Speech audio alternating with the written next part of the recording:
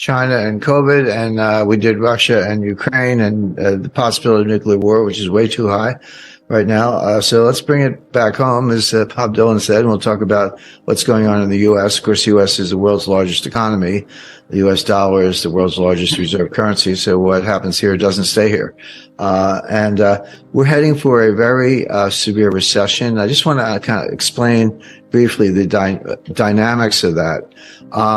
So the Fed's raising interest rates. We know that. They started, it wasn't that long ago, but March 1st, 2022, the Fed policy rate was zero. It was 0%. Today, it's 4.5%. So that's 4.5% in about 8 or 9 months. People remember Paul Volcker. Oh, Paul Volcker raised interest rates to 20%. Well, he did, but so far Powell hasn't raised them as high. Jay Powell, the chairman of the Fed, hasn't raised them as high, but he's raised them fast. I mean, even when Volcker was working his way to 20%, it took 3 years, from 1979 to 1982. And Jay Powell has done this in, I guess, say 8 or 9 months. So that's a very rapid, very steep path. They started with, baby steps, 25 basis points, last March, and then 50 basis points following that, but then 4 hikes in a row, 75 basis points each. And the most recent one, just a few days ago, was 50 basis points, but got us up to 4.5%. So what's going on? So I want to talk about 3 views of the world. I'll be brief. The first is Jay Powell's view. What is Powell's plan? What is Jay Powell doing? The second perspective is, what does the market think is going to happen? The market doesn't necessarily have to agree with Powell. And then the third thing is, what's really happening? That's the most important, because the market has it wrong too. So we'll do the Powell plan, the market view, and what's really going on. So Powell's plan is clear because he's told us 5 times. He's starting to worry that no one's listening, but he gave speeches August 26th in Jackson Hole, September 21st in Washington, D.C., November 2nd, again at Washington, D.C. at an FOMC meeting, November 30th at the Brookings Institution, and again on December 14th at an FOMC meeting in Washington. So that's 5 speeches. And he said the same thing all 5 times. He said inflation is job one. It's not that we don't care, but unemployment is going to go up. We're going to have a recession. He doesn't use the R word, by the way, but it's implicit in everything he says. We are going to have a recession. Unemployment is going up. And too bad. It's kind of too bad, because we got to get inflation under control. And so the Fed is in search of something that they call the terminal rate. What's the terminal rate? The terminal rate is a rate that's high enough to bring inflation down on its own without further hikes. So it doesn't have to be higher than inflation. It has to be high enough to cause inflation to come down to the Fed's goal of 2% without hiking more. And when they get there to that terminal rate, they'll sit tight. They call it the pause. And the pause could be a year. And Powell said this. Again, this is right out of his script, to mid-2024 perhaps, before they actually cut rates. So Powell's in search of the terminal rate. By the way, if you said to me, "Hey Jim, what's the terminal rate?" I would answer truthfully. I would say, I don't know, but neither does Jay Powell. Jay Powell doesn't know what the terminal rate is. He's kind of saying, we'll know it when we see it. But we're not there yet, and we're going to keep going. And they have what they call the DOTS, a silly name, but the members of the Board of Governors and the Federal Reserve Bank presidents give estimates, or their estimates of unemployment, inflation, growth, and interest rates for the next 3 years. And they put them as dots on a chart, so they call it the dots. And then, Wall Street gets the dots. They do a central tendency and regressions and all this stuff.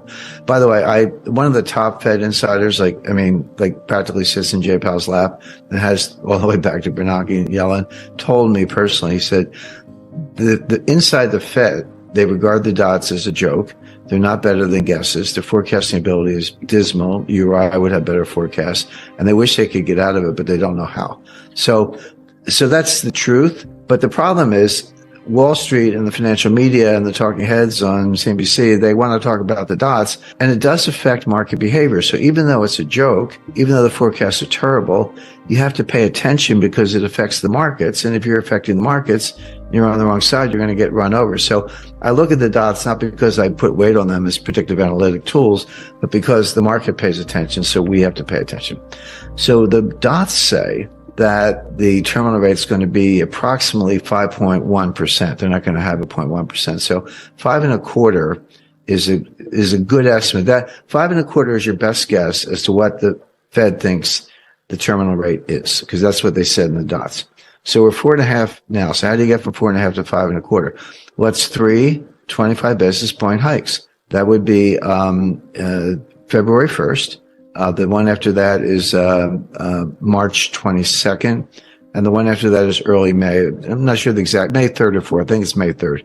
So you're going to see more rate hikes, 25 basis points each, February 1st, March 22nd, and May 3rd. That's going to get you to 5.25. At that point, they should say, okay, we're at the terminal rate. We'll sit tight and let inflation come down. So that's what Powell's going to do. Here's what the market says. Okay, so that's the Powell plan. We already know it. The market says, hey, inflation's already coming down. Well, it is. That's actually true. Inflation peaked on a year-over-year basis. Monthly report calculated year-over-year was 9.1% in June, but it's come down to from the high 8s, mid 8s, low 8s, 7.7, 7.1. Now, 7.1 is still high. Don't get me wrong. Inflation is still high, too high. I buy gas and shop for groceries just like everybody else, so it's still too high. But it has come down from 9.1% to 7.1% in the last 5 months. And so the market says, hey, you did it. You're already there. Inflation's coming down. Why don't you stop? And by the way, you're going to get the memo, maybe in February or sometime soon. You're going to get the message. The economy is going to be slowing down. Inflation is going to be coming down. You're going to hit the pause button early, meaning maybe as early as February. And then you're going to cut rates. This is the famous pivot. Whenever you hear of the Fed pivot, that's when the Fed turns around and starts cutting rates instead of raising them. And that'll be just in time, and growth will slow, but it won't be too bad.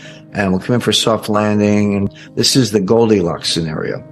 So again, typical Wall Street, get the pom-poms out. The Fed's going to cut rates by March, and so buy stocks. That's all Wall Street knows is buy stocks. So that's Wall Street's version. So there's the Powell plan and then Wall Street's version. Here's the reality. There is a chance that we are already at the terminal rate. But the conundrum is inflation coming down because the Fed is still hiking, or is the inflation coming down because they're at the terminal rate? Well, we don't know. It's kind of hard to sort those things out. Powell would say, yeah, it's coming down. I know that, of course, but it's because I'm hiking and I'm going to keep doing it. My view is, no, you actually did it. It's mission accomplished. You just don't know it. You're fighting, you're like the Japanese in the caves fighting 4 years after the end of World War II. I mean, you're still raising rates and you already got to where you want to go. That means, as usual, they're going to screw it up. They're going to blunder. They're going to go too far. And it's not going to be a mild recession. It's not going to be Goldilocks. In this version, Goldilocks gets eaten by the bears. In other words, you're going to throw this economy into a very deep recession because you're going to go too far, as usual. And you're not going to know it until too late. By the time you realize it's mission accomplished, you will have gone too far, too long. Rates are going to be too high. And it's not going to